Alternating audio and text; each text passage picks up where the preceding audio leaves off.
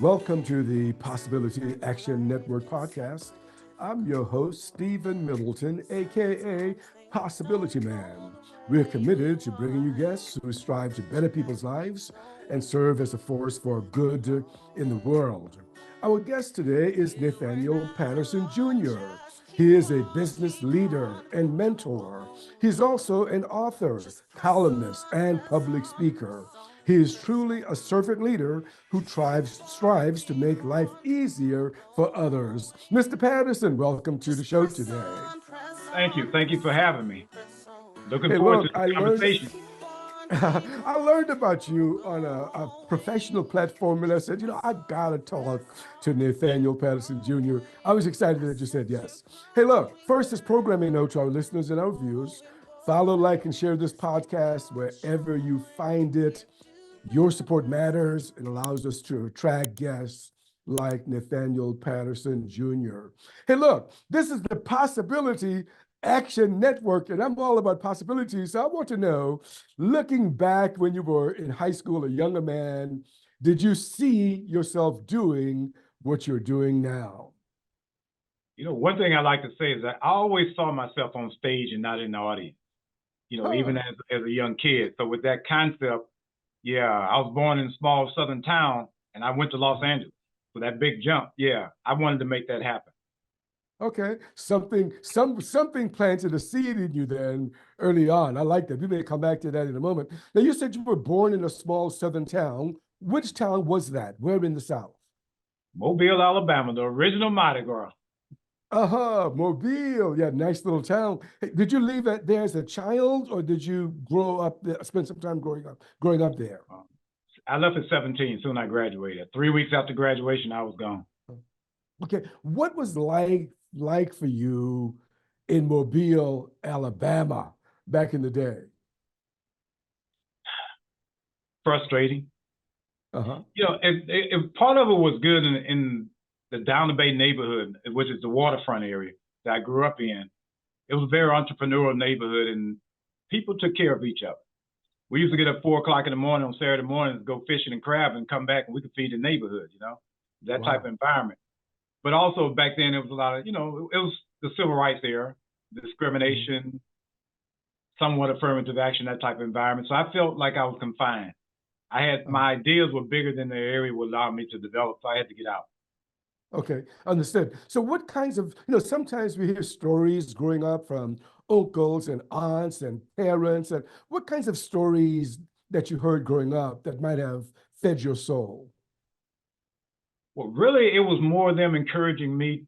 Well, twofold. One, I saw them going to work. A lot of them had jobs, and they were blue collar jobs.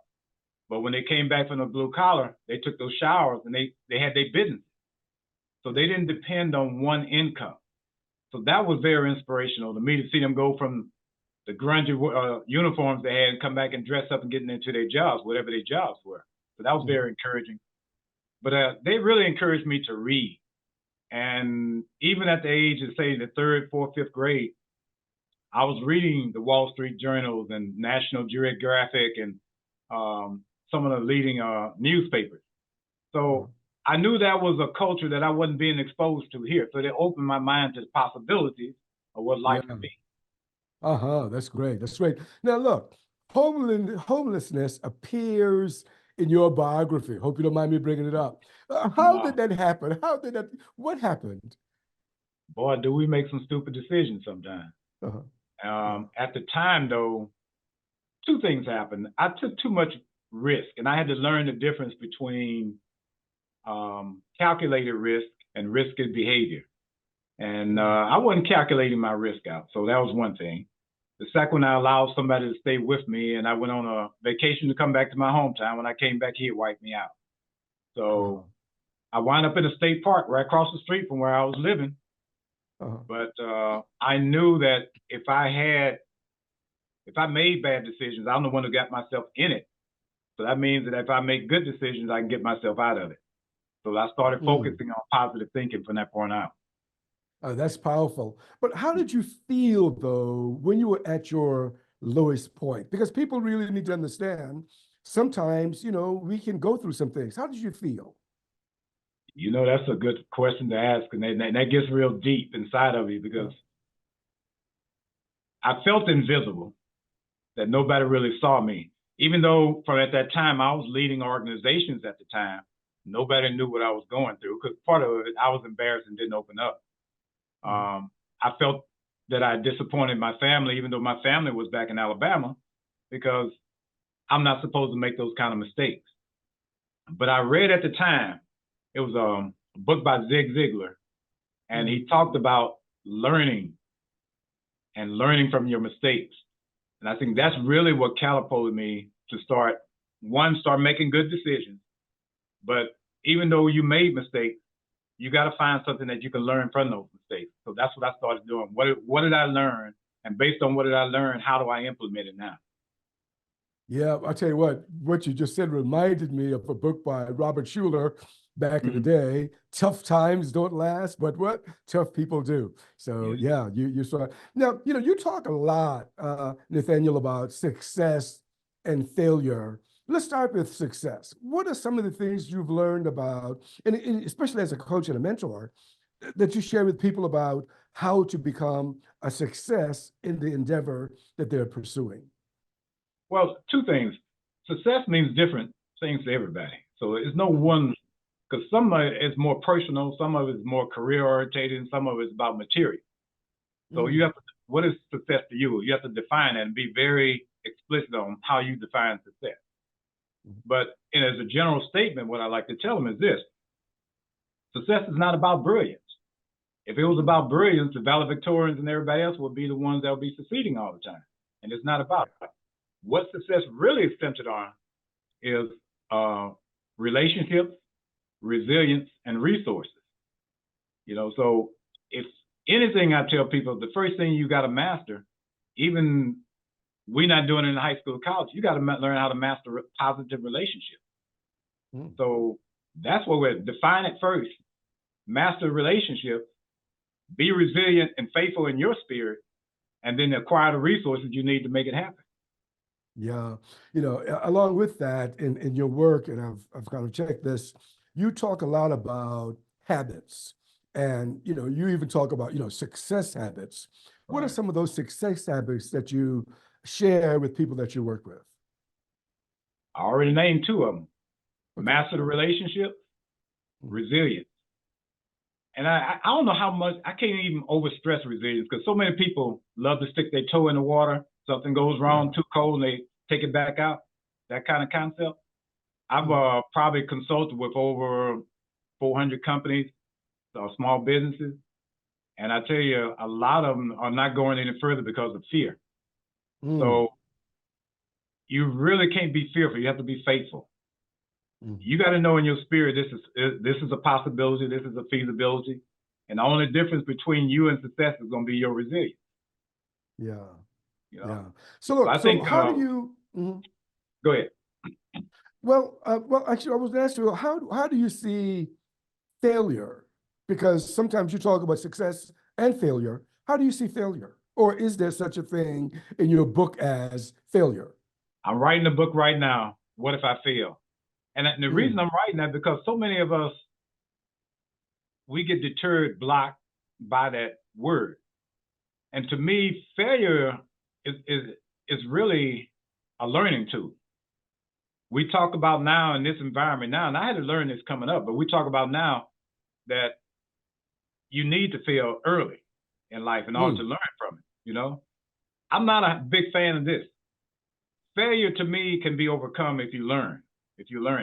But recurring failure means that you're not learning. So that's the tool to me, is that failure and learning should go together. If you're not learning from your mistakes and from your failures, then you're going to keep committing the same things over and over again. So failure to me really is a molehill. It's not a mountain. So that's why resilience is important to you. That a person may encounter challenges that may result in what we would call a failure, but if you're resilient, then you can bounce back. But see, with resilience, that's a subcategory to that in the learning part of it, because you can't keep doing the same thing. You got to know in this resilience and learning that I need to try or pivot to a different item. You can't keep the same strategies in place. Yeah. Hey, some people are slow learners. Some people have to learn. That's You when have I to say fail multiple recurring times. failure. Recurring Yeah, failure. You gonna see that yeah, happen. Yeah. yeah. Okay. Look, so when did you start your first business? I know you're a business owner. The very first business that you've ever owned. In my mind, I was 8 years old on the street corner selling newspapers. I saw a need that they needed more people. They couldn't recruit them. I knew my neighborhood well. I went and got me 6 or 7 other guys around my age. They were out there doing the newspapers. So I convinced the newspaper guy to pay me and I would pay them. Of course, I took Wow. 60% of the money and I spread the 40% with them. Well, So that was my first business. you are a born entrepreneur. You know what? I didn't know it then. Didn't know it really until I was in my 20s. But Uh-huh. yeah, yeah. Yeah, yeah. But you So, know what? This is what I found. And, okay. and and this is what I look at when I'm consulting. There are different forms of developing business. You have freelancers who basically are looking for income. All right, solopreneurs and freelancers. Then you have small business owners who are trying to build a business and trying to generate some revenue for the business. All right, usually that's on a local or regional basis. Then you have entrepreneurs who are trying to scale. So you got to know where you fit in that ecosystem in order to get your strategy to match that. Mm-hmm. I get it. Yeah. Now you were selling at 8, moving newspapers at 8 years old. Some people today tell me, "Hey, I don't want to. I don't want anything to do with selling." What is your view of sales as a profession? How do you see it? We sell every day. It's just a matter of you saying you don't want to sell to certain people because you're intimidated. Because we sell and present our ideas to our family, to our friends. We convince them. We look for what they need and we match it up. We practice sales every day. Yeah. But what most people run into a roadblock when it comes to these business sales, they're intimidated. So that's really the fact that they sell every day. Yeah. Every day. I know that as a mentor, you probably talk to some of your well, not clients, but your mentees, who would share things with you like, hey, I have trouble with rejection. How do you coach them around this feeling that rejection hurts? Well, number one, let's go back to people who rejected in your own family, your friends, and you still stay resilient with them. So again, let's scale that up. You're not really afraid of rejection per se. You're intimidated by the process of certain people rejecting you. So therefore it becomes a self-esteem problem to me. It's not fear of real rejection. That's one thing. The other thing is I learned one of the guys taught me coming up was that every time you're rejected, you got to learn. So I ask 2 more questions when they reject me. What is it that you're really rejecting? What is it that you're not satisfied with? So you have to dig deeper and find out, again, learning. Once you learn what people are rejecting you about, then you can go out and get the information and try to pair that up again. And I was a sales manager for a few years with a software company. And one of the things our salespeople team was not doing was following up. They saw people who had rejected them. They left them alone. They go into new territory. I went back in there and talked to those people they rejected, and I closed half of them because I spoke to them, found out the need. Yeah. So it's not the rejection. Sometimes people just need more information. Yeah. And And but you if you have have not limiting paired up beliefs, not paired up their needs. Yeah, I got you. Yeah. You talk a lot about, and you've said this in a way that I get it, about business and relationships. Business. So open that door for us. You've talked about this, but share with us, what do you mean by that? Well, if I'm hearing you right, the way I look at things in business, let's look at this. Have you ever been in an environment where you see a guy come in and does a real successful job? They fire him, terminate him, or he moves on, and then he's already set everything up. Then the project winds up failing. It winds up failing not because the project is not set up right or the initiative is not set up right, is that the person you put in charge does not have the relationship that this person has. So what I tried to do in the beginning, I try to set up the relationships. I find the right people. I try to create the synergy, the culture. Once you got the culture and synergy in place, you can build on anything because you got your foundation. You can build on anything from there. But you trying to develop an initiative and don't develop a relationship, you're asking for trouble. It's going to be up and down. It's going to be inconsistent. Yeah. People have So different motivations. is all business or most of business about building relationships? I mean, is this what business is? It is. This is what life is. We can't, as a career professional or a business person, you can't move ahead without the right relationship. Yeah. As a career professional, you're looking at sponsors and mentors. Same things in business. You need people to introduce you. You need a network of people. We met through LinkedIn. I have about maybe 28,000 on there, but I don't look at the numbers when I'm looking at, out of that 28,000, how many of them are eyes and ears for what I'm doing? And I can say probably about 20% of them at any given time. So that's what your assets right now, in this day and age, and it's getting more and more, is your network. Your network is one of your primary assets.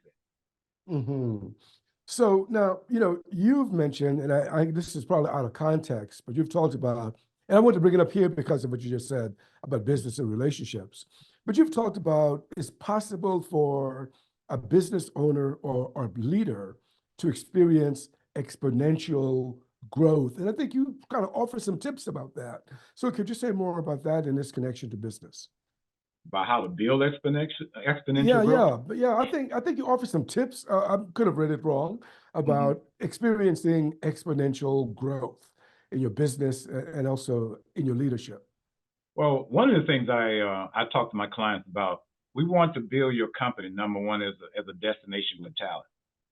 You can't always pay the highest salaries or give the most benefits, but it's the business culture. This is what we're missing in our small businesses even. We think we can open a business and we can train somebody to do what we do. But we don't think about the culture, how we're treating people, how people feel, what's going to be the behaviors, standards, and strategies for these people, what are their experiences. Because you got to remember, as you treat your clients, your employees, they're probably going to treat your clients and customers the same way. So you got to start, that's going to be a foundation right there, the culture, their experiences. Then you got to set up situations where you have ideation sessions where you really want to solicit their opinions. People are valued by you coming to them and asking them about their jobs, their experiences, and what their recommendations are. Most businesses don't do that. You got a wealth of information sitting right there, but because your ego won't allow you to think that you're not the smartest person in the room. When I'm coming in, I'm hiring people better than me. I'm hiring people who can really supplement my weaknesses. I acknowledge I have weaknesses. So them the first people I'm going to hire. I can't be the smartest person in the room because if I am, my business is not going to go as far as I want it to go. That's impressive. Both of those things that you've just said. The first one is about how you treat people. And you know what this reminded me of? In the New Testament, Christ said, do unto others as you would have them do it to you. So how do you treat people, right? And the second thing you said, though, that caught me, Nathaniel, is that you're not intimidated by someone who may be, in certain areas, smarter than you. When did you get there? Because some people, look, let's face it, some people are bothered by that, When did you get there to be open to people who may have better skills in certain areas than you have and not be intimidated? Well, I'm hoping I'm not offending anyone with this, but I'm going to tell you the way I feel is that were created by God. God gave each one of us talents and gifts.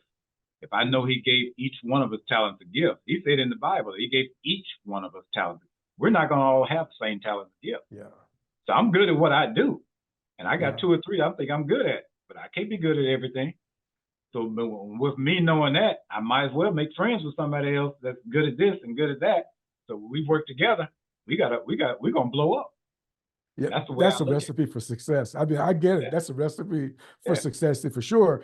I want to dig a little deeper into lessons of leadership, which is, something that you talk about as you work with people.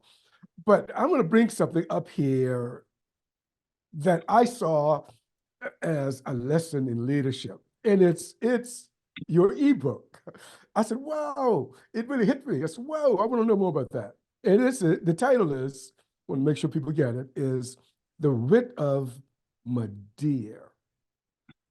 Tell us about that ebook and who Madeir was to you and some of the lessons that you share in that book. Man, my mama. Uh, My mama was a 5-foot-1 dynamo. mm, Wow. God knew what she did he did in creating her, because I was a handful coming up. I was very inquisitive and I wanted to try everything. And she had to really instill some discipline in me. But one of the things that I thank her for, she laid down the law, but she also sat down and explained it to you. She would explain it out to you later. I remember one of the greatest things that she did to me, and I still use it today in business, is I hated washing dishes. I detested washing dishes. And she knew it. And by my behavior, by me taking my time, she knew I was didn't like it. So one day she sat me down and she said, "I know you don't like it, but I'm gonna tell you why I got you particularly washing these dishes." And she told me that if you don't wash these dishes correctly, then the bacteria and everything on there could get people sick. He said, "I'm mm, entrusting you to do your job well so this family does not get sick." And it took me years later to figure out what she did was connect me to the objective. She tied me into the yeah. objective. And because she did, I saw what my role was. Now I felt like the protector, and I did it good. I did a good job on it every day. I've started asking to wash the dishes. Wow. She was that's a powerful lesson coming from someone back in the day. That's awesome. Yeah, Yeah. yeah, Now you also tell a story about her, and I once again, I mean, it just hit me. It's about a lawn. I want you to connect it. I'm just gonna throw it out there about the grooming a lawn and grooming yourself. yeah. Man, it was so strange how she was able to connect this thing. And Mm, it was years later I read the book Dress for Success that she was all right. And she was talking about, I love to cut lawns back in the day. Oh, I love that. And they, it just looked so pretty and everything. So she was saying, look, you could have a beautiful lawn. And let's say for a house, somebody wanted to sell a home. And people would see when they first pull up, first thing they're gonna see is the lawn. And if it's mm, real nice, it's gonna make them stop. If it's not, they might keep going or might feel a certain way. So that lawn is gonna be the initial attire that they see and will stop them to look at you. He said, mm, but if the house itself may not be up to speed, might need some updating or something like that, then that might change their mind. But one thing they're going to do, because they were initially impressed by the grooming, they're going to talk about that. yeah. So later on, I talked about right into the dress for success. You dress right, you dress for the position you desire. People will see you dressing that way and they'll be impressed by it. It worked. It worked like a champ. Because Uh-huh. I tell you, when I got to LA, I went to LA with a broken down car and six clothes. I had 6 pieces of clothes. And I went to Goodwill and got me a good suit and everything. And I dressed right. And people started asking me about different questions about where I was trying to go, what I wanted to do. Mm, So that was that initial part of it. But she also talked about how you definitely need to evolve. And she didn't use the mm, term at the time, but the house itself needs, if you really want to sell a home, you always got to upgrade that home. That's part of it. mm, So in order to upgrade, you got to evolve yourself. And I found myself over the years, I've been um, a concert promoter in LA. I basically owned 3 businesses, a marketing company, a janitorial firm. I've worked with software companies and HMOs, and now I'm doing training in leadership development and leadership for executives. So, I mean, over the years, I've evolved myself. yeah. Wow. She's quite a lady. She certainly had a powerful effect on you. And those of us who are watching this conversation on camera, the presentation, Nathaniel, is still there. You are dressed for success. That's for sure. Man, I'm on the way to see some bankers when I finish with you. So you know what you got to do. You got to wear a straight and Yeah, tie. indeed, indeed. Hey, look, I was impressed to see something come up in, just your work with people. And I'm gonna throw it out there because didn't expect this, and it is. I mean, it's powerful, by the way. It's something that everyone needs to be aware of, but I didn't expect it, coming from a business leader. Anyway, the phrase is emotional intelligence. Where did you hit that? And then what do you convey when you think about emotional intelligence? Well, let's go back to the original. My mother, just about everything that encumbers that word comes from, she was teaching me those things. But in the past 15 years, it started trending. So you have a lot of things underneath that. Number one, to be self-aware, to understand who you are. You know, people always talk about it, but it's the main part of success. What I find, even in businesses, people starting businesses or doing career professionals, if you don't know your strengths and weaknesses, if you don't really know who you are, that's going to be a lot more failure in your life, because you've got to understand who you are. So that's part of it. The main thing they talk about now with emotional intelligence is understanding how to control your emotions and understanding the emotions of other people and how they're impacted. So, and that really comes with another part of it is empathy that comes in with it. But my main part is that first, as a young man coming out of Mobile, and I was angry, I was upset, and I was coming across mad to a lot of people. Who wants to be around that kind of person? So if I want to move up, I want to be engaging, I want people to speak to me, I learned how to smile more. And then, you know, different things like that. So that emotional intelligence is so key. But the main part most people key in on is being able to control yourself and understanding the emotions of other people. If you're empathetic toward other people and you understand, then you can kind of get around things. You can create some collaboration between each other. Yeah, That's going to be I think you're so right. I think you're so right when you say that, you know, emotional intelligence is trending now. It's a trendy thing now. But if you go back, we all know about this, right? We learned, you know, about this probably in kindergarten. How do you get along with one another? Right. Should be respectful and the like. You said it a moment ago, and I was happy to see you talk about this as well, and that is self-awareness. What do you mean by it? And I'm going to probe a little bit, but what do you mean by that? Well, it's just the basic. I keep things pretty simple. Yeah. Who are you? What are your strengths and weaknesses? What bothers you? What triggers you? What do you feel that you have a deficiency in? I mean, I'm constantly analyzing who I am. And I had a trend when I was leaving high school, going through college. I had to really figure that out, because for a while I was trying to be part of the crowd, be in with the popular people. But that wasn't leading me where I wanted to go. I wasn't happy. I found out that I had more leadership skills than I thought. I basically thought that I was a okay guy, had a few ideas. By me keeping a journal, I wrote down all my ideas over like a 15-year period. And it was a thick book. And what I looked at was a lot of my ideas other people were implementing, and they were being successful with it. But I was procrastinating with it. So what I found out, I had some insecurity. And one of those insecurities, one was public speaking. Another one was really, I just did not want to try anything big, because if it failed, people were going to talk about me. So here we go to failure and fear. It really wasn't the fear of me not producing. I figure I can produce, but what are they going to say? That's what most people fear of. So being aware of really what triggers you. Once I was aware of my triggers, I decided I would take one success habit, whatever it was, to help me get rid of every month, and I would focus on that habit. At the end of the year, I got at least 12 points that I should have a handle on. Well, I found out I needed about 20 points, so it went on about 20 months. So and that's the way I take myself. I analyze what I'm doing right and wrong, and how can I correct it. And I give myself a month where I really focus on it. And then, of course, that's just the starting process. You still got stages.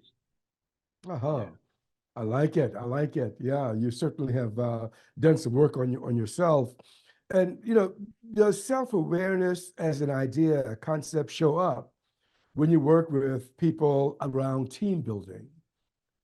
Do you try to get them to become more self-aware in order to grow? Yeah. But I think in the beginning, that's part of the relationship. And that was one of my successes in business. Every business that I was employed by, I moved up 3 times. They very rarely brought me in where I should have been. That was the problem. But I moved up. The way I did it, you have to have people to believe in themselves, but first they got to believe in you. So you got to build a trust, have them trust you. And the only way you're going to get them to trust you is for you to produce. You'll be a person of integrity and be fair. We have too many people in these days where they're in relationships, but they've been unfair with. How many times have you seen people been put in positions that don't deserve to be there? And then they in turn get in there and get the big head, like they're all that and they don't know what they're doing, but they treat you subpar, you know? Yeah. So my thing is not to treat people, I don't even treat people how I want people to treat me, because we all have different personalities. And what might go well with me, you might not want that. So what I'm trying to do is ascertain, what do you really want? And I'm listening to you. You got to be kind of a behavioralist and part psychologist to understand, but I've learned over the years, I understand in talking with people and listening and really listening, what is it that they really, really want and what are their triggers? Once I understand that, then I should be able to build some synergy. Yeah, yeah. So we started this conversation with, one thing, you being homeless for a short period of time. But over the years, you've actually entered boardrooms as a board member. My first question to you, did you feel intimidated by that, knowing your own personal history, having been down before, and then gotten to a point where you were around, successful executives? Yeah, let's be fair. Yeah, I was intimidated in the beginning. I was very intimidated. Yeah. Okay. But I tell you, I joined a fraternity, Phi Beta Sigma fraternity, early in college, and what they were able to expose me to, I quickly became a business, bigger and better business director for the region. So at the age of 19, here I am starting to get exposure and going to these board meetings and learning how to focus on strategies and stuff. I'm incorporating what I'm hearing. I'm volunteering at nonprofits. I'm starting to hear their problems, things. So, and then I'm in school listening to, I love marketing and economics. So I'm listening to how to do critical analysis. So I'm incorporating all this. And it took a while before I could say, probably, I've been on about 32 boards now. Wow. And I'll probably say it was about my fourth or fifth board where I finally figured out that a lot of these people sitting on these boards don't know what they're talking about either. So they're appointed by the powers that be to represent them. And they look sharp and they got good titles, but they're good at what they do, and that's all they're good at. So what I decided, and it's against the norm, people tell you to be an expert in one area. I would rather have a very good knowledge of several areas. I can give you the knowledge in several areas. I'm an expert in maybe one or two, and that's what I focus on. So the different boards, I went in to figure out where they really needed help at, whether it was in marketing, sponsorships, fundraising, whatever they needed help at. That's where I wanted to be, because the way you make your name is not being on a part of something that's already successful. It's building up something that's not a success. My thing was that in business as a consultant or on the board, I look for chaos, and chaos has opportunities. So that's where I'm looking for. All right. Some people go into a chaotic situation and stabilize it and make it better, right? And you're that guy. I'm that guy. When I introduced you, and I meant this, I said that you are truly a servant leader who strives to make life easier for others. I'm sure you would agree with that, because I got that statement somewhere in association with you. How does that show up in your coaching?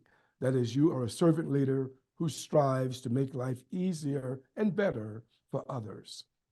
Well, what I really look for, I'm interested in people building families, building their careers. So I take a long-term look at things. What are we really here for? Number one, we know what our faith says, all right? Number two, in our careers really are in exchange for money. We give them something, they give us something back, right? So we give them our talent, they in turn give us some money. In that, we want to acquire more, we want to do more. So with that in mind, we're really trying to, as a career professional, as an entrepreneur, we're really trying to bring in revenue and income in order to enhance life. And hopefully that life will enhance our family, not only ourselves, but our families and other people that we impact. So when I'm talking with people, I'm really trying to figure out what do they really want and what price are they willing to pay to get there. Now, I always figure that there's a bar that some area that you should never cross. That's your value system. So once we establish your value system, then it's pretty easy to plan out the goals and strategies that you need to get to where you want to be.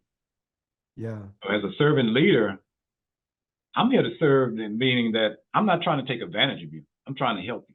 I'm trying to help you be better. I never did believe in perfection. Even I came up in Catholic schools and I used to get in so much trouble. I didn't believe in perfection.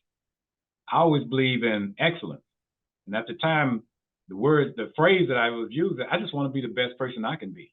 I can't be because everybody has a different view of what perfection is. So if you're trying to satisfy everybody's view of excellence, perfection, I mean, you're going to be in trouble because everybody has different views. I know who I am, and I know what the best I can do. So that's what I want you to do. If you can do the best you can be, and I put you together with 2 or 3 other people, man, your career is going to blow up. All right. Sounds great. Sounds great. What's one of the most difficult things in business that you've faced? As an entrepreneur? Yes. It still comes down to relationships. Finding people who have the talent, but they underproduce because they're allowing certain factors to impact them. I mean, I hire people who are hungry. I don't look at degrees. I think we make a big mistake, and I found that in the corporate world. I had HR people sending me people who had these fancy degrees, fancy universities, and I'm proud of them for ascertaining it. The only thing a degree really tells you is that you had a discipline to sit in the classroom for a while. So that means you do have some discipline, but it doesn't tell me about the experiences or anything else. So I think personal underperforming it hurts when you can't get that person to see the talent that you see in them. So that's what hurts me. But the other thing is that I don't like bullies. I don't like liars. And in business, you see a lot of people try to intimidate. So if I'm negotiating and I'm coming to the table with you and you trying to intimidate, I'm gonna let you know right away it's not gonna work. And I'm probably gonna get up from the table and leave because that's something I don't deal with. So I have a lot of problems with that. And that's when I have to really, when we talk about emotional intelligence, I have to go back to that because I figured Nate Patterson came up on the streets as well as the classroom. So don't bring that side back. Yeah. Well, look, you are certainly attracting attention. I mean, that's the way I connected with you because the things that you're doing attracted me. But you've attracted a lot of people on this professional platform called LinkedIn. And I'm curious, I mean, I think you have maybe close to around 30,000 connections. How did you do that? I mean, a lot of people aren't there. Well, one of the things I said, I didn't know that much about content development. I did LinkedIn and Facebook because people were saying, how can you relate to the younger generation? And they weren't giving me a shot. They saw a few gray hairs coming in and they were about ready to write me off. So I said, okay, if I develop a following, they won't write me off. So I started sharing my experiences. And this is it. I didn't have a mentor per se. I had a lot of people I talked to. So what I wanted to do was be that person and share my experiences to say, look, no matter what you're going through, some people have been there, and this is how I got over it. So I was very open with the experiences I had. Made a lot of mistakes. I tell my kids almost every mistake that's been made, I made it, and probably made it more than 2 or 3 times until I got to the point where I was willing to sit down and figure out what does it take really to get past it. So I started that on LinkedIn, started sharing my experiences of how to manage a manager, how to get over a micromanager, how to join leadership when they don't want you in leadership. I tell people all the time, you can lead without having a title. So I had to show them how to do that. For the longest, people would come to me for all the information in leading, but I had several other people who had the title. I started sharing that information, and little by little, people started coming to me. It did not come to me until a few years ago about marketing myself to influencers and all that. I just told my story. And in telling my story, certain people, they've been through it, so they could empathize with that. And that's really how it grew. It grew organically. Well, that's fantastic. Yeah. One thing that I find reassuring in just hearing you talk about this is that you are somewhat transparent. Now, there are a lot of business leaders who are not, so at what point were you able to just open up to share in service to other people? Was this something that was difficult for you to share in service? That is to share, let's say, a so-called failure in Yeah. service of others. Was that a difficult thing for you to come Yeah. to? Well, growing up, I grew up in an environment where you didn't tell a lot of things. You kept a lot of things to yourself. And in the process, really, of when I was in college, I started thinking about stuff, and it's like, I'm tired of hiding things. I'm going through this. How can I need help. So how do I get help without asking? So I started asking people about different things. And all of them used to always say, I'm glad you asked. Nobody never asked. And I'm starting to think to myself, I need to be more transparent. Wow. So one of the greatest things that happened to me in college, I'm reading these books about these successful leaders and everything, but they were books, and they'll tell you a few things. I said, I need more information because I'm not feeling I'm not getting enough information. So I reached out in Southern California to, I don't know, maybe about 3 or 4 dozen leaders and their business leaders, advocates. I want to speak to you about your life and maybe some tips. I started interviewing them, and about 70% of them responded and said, come on in. So I interviewed them, and they told me about their failures and stuff. Right back before we talked about their successes, they talked about their failures. Huh. So I said, I got this. This is nothing to be embarrassed about. Everybody goes through it. What you need to be embarrassed about is not figuring out a way to get over this. Yeah, So, that's yeah. great. That's great. Yeah. So look, you've interviewed leaders, so you're writing books. What kind of books are you writing? Is it about leadership? Is it about failures? What kind of books? I think you said you're writing at least 1 or 2 books. Yeah. And this is I know it's a bad strategy, and I'm getting better. Okay. I started writing 3 books. I've been working on a couple of years, and my lady right now is looking at me side-eye because she's been on me about it. I have one called What If I Fail? And I think that's the emotional book that I really want to get into. I'm probably about 60% through with it now. I have another one, You Don't Need to Have a Title to Lead. And I'm basically talking about how do you move up, establish your leadership and your influence. Because leadership is no more about, it's nothing but influence. It's influence. And then, of course, some people are entitled and appointed, but I came up step by step. So I'm showing it step-by-step way. I've never been blessed with being appointed to anything hardly. I have to show my worth first, my value.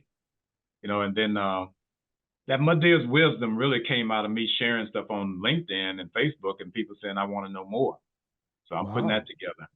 I have several eBooks that I have put together, and I got my best post on LinkedIn and Facebook, and I share those out there too, So, okay. That's great. Look, so what is LeadersHum? LeadersHum is a platform within LinkedIn, and they annually put out a list of voices in leadership that you need to listen to. And I'll be honest with you, as of 3 years ago, I had never heard of them before.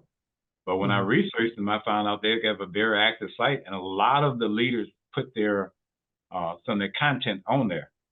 And 2022, out of the blue, I got this email, and I said you've been nominated as one of the top 200 voices in the world for leadership. And it's like, nah, somebody's playing with me, I didn't never expect that. But then they sent me some more information. I went and looked on there, and at the time, I think I ranked in as 198 out of 200. But I was ecstatic about that. I mean, these guys, some of these people on here, they're people I read their books all the time. I've been to their seminars and stuff. So to be even considered in their company was an honor to me. Then the following year, I moved up from 198 to 123. Ooh, man, you talking about somebody that was happy? Wow. Yeah. But it's kind of showing somebody's listening. That's all I can say. Somebody's listening. Yeah, it's a great honor. Congratulations on that. You grew up in Mobile, Alabama, and today, for somebody who watches this or hears this 10 years from now, it's 2024, and you have been named the top 200 biggest voices in leadership. Looking back, how does that make you feel? Just looking at your life journey to this point to see where you started, where you came from, how does that make you feel? Be honest with you, man, that's I wish my mother was still alive to see it. Yeah. But I just look at it, I'm carrying on the legacy of my grandfather, my uncles, my mother, things. I look at my ancestors, what they wanted me to do, what they wanted the family. One of the things they always, as the oldest child, is always, I want you to carry on. I want to make sure my grandkids are better than they are today, So that part of it, I'm trying to set the right example. I have a niece who just moved over into the tech industry, who was a director with the Grammy Awards. She climbed Mount Kilimanjaro. I got a stepson who's just got his PhD. So they all moving ahead, and that's what we should do. But when I look at me as this little eyeglass wearing chubby boy who everybody used to pick on, and people telling me what I couldn't do. And I look at the transition. That was a rocky transition, but I fought my way through it. I didn't fight anybody else. I had to fight myself. The insecurity and demons within me. Once I got that out, then I started shining. So that was a rocky 15-year transition. Yeah. Yeah. When given your life, your experience, when you talk to audiences, especially young people, do you warn them about the inequity, the challenges, the difficulty of succeeding, or do you point them towards something else? What do you I'm say glad to you said people that. today? I have a workshop that I do in colleges, and I'm trying to get into more colleges and high schools now. Really would love to get with the HBCUs now, but it's called This Is Not Your Parents' Economy. And basically I'm saying you can't do the same thing they were trying to do. So here are some of the new strategies. But up front, I'm telling you, it's not fair out there. It's not. When I go to these classrooms and I sit down and talk with them, or these college campuses, one of the first things I want to know, what do you think? I have them write down. What do you think you're going to make when you graduate? Probably 80% of them say $100,000. Well, we know about 60% of you are going to work with small businesses. Now, the government defines small businesses as business with less than 300 employees. What we know is most of you are going to be with small business less than 50 employees. So you're not going to make $100,000 coming out the back. You're not going to do that. A lot of you are not. So let's come up with another strategy. How do you get there? How do you able to ascertain that six-figure salary? So I help them plot out paths to this. And I'm letting them know you got to have a plan, you got to have relationships, and you got to have resilience. So we talked about each one of those factors. And then we talked about the different ways of marketing yourselves as an individual. You market businesses and concepts, but you don't market yourself. To me, when you're out for looking for a job, you got to brand and market yourself. You can't just sit back at some computer and go in these databases and wait for somebody to say, come in and talk to me. I still to this day, and I showed them just about a year and a half ago, 2 years ago, what I did. I knew the databases, and there's some specialized databases you can go on. But I found companies who had trouble, and it matched what I did well. I didn't contact HR. I went to the president of the company or the vice president of the company to get their attention. And then they told HR to interview me because HR rejected me, told me I wasn't minimally qualified when I knew I was very well qualified. So there are a whole lot of ways to do it, but you can't operate off the same principles our parents operated off of. You need relationships. Yeah, I hear you. That's wonderful. Well, look, is there anything else that you want to share with our audience that I haven't asked you about already? Under emotional intelligence, I always tell people that, when people challenge you, and you're going to be challenged, don't highlight your emotions, highlight your intelligence. That alone will put you in a different position because people watching all the time. And I think my second job that I was working for Kmart at the time as a department manager. And the customers came at me, the employees came at me. District manager was in the store shopping just to see what happened to different people. And he heard how I handled it. So you kept your cool and you answered their questions and you settled some of them. So I got moved up to store manager. I was store manager for Kmart at 20 years old. You know, Wow. I went on to be a store manager for Target, opening up 40 stores at 22. Mm. So all that came out of the fact that I handled my emotions right. Yeah. And so I'm telling you, learn to handle your emotions. Learn to do that. And then we're all going to make mistakes. We're not perfect. Don't even try to be perfect. But as I said before, it's the recurring. If it keeps recurring, it's not anybody else, it's you. Most of our problems don't come from what we always want to categorize and look at haters. But most of our problems are self-imposed. It's our decision. If you can clean that up, you're on your way to success. Because the haters are always going to be there. They're always going to be. But even with them, you know, the blessing is that I can't hate them because they're only telling you about their experience. Mm. So once you know they're very versed in their experiences, that's what you have to look at. It's not my experiences or other people who have done it. Mm-hmm. That's fantastic. Well, look, I really enjoyed this conversation today. I'm glad you said yes when I extended the invitation. Yeah. I thank you for the opportunity. You know, I love reaching out and talking with people. The schedule is kind of crazy, but anytime I get an opportunity to speak, I want to speak as much as possible because we got to learn to be more transparent. We got to learn to share. One of the things I always tell when people join me on LinkedIn, as we share experiences, we learn to educate, we empower, we inform, we inspire. And as long as we're doing that, we're all going to be a success. There's plenty of room out here for us all. Okay, there you have it, folks. There you have it. You've been listening to the Possibility Action Network podcast. Our guest today has been Nathaniel Patterson Jr. I'm your host, Stephen Middleton. Until next time, good day